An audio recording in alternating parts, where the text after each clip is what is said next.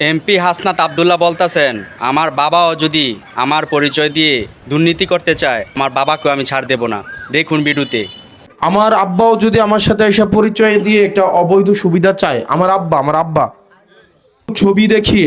কোনো ছবি দেখিয়ে সম্পর্ক নির্ণয় করা সম্ভব না। এখানে অনেকেই ছবি তোলে, তাই না? এই যে আপনি আমার সাথে আসছেন, আমি কি আপনাদের সবাইকে চিনি?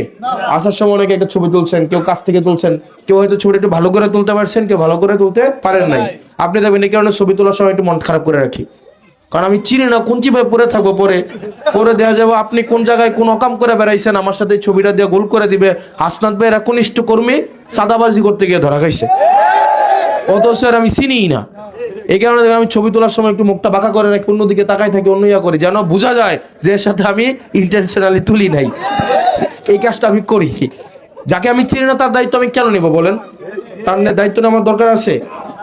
অথবা যদি ধরেন আমাকে স্যার একজনের কাছে একটা ছবি তোলাইতেছে, এই সাথে ছবি তুলো, সেটা আলাদা বিষয়, কারণ তখন আমি ধরতে পারবো যে স্যার আপনি তো ওনার সাথে আমার ছবি তোলাইছেন না, তার মানে আপনি কি ভাগ পান নাকি?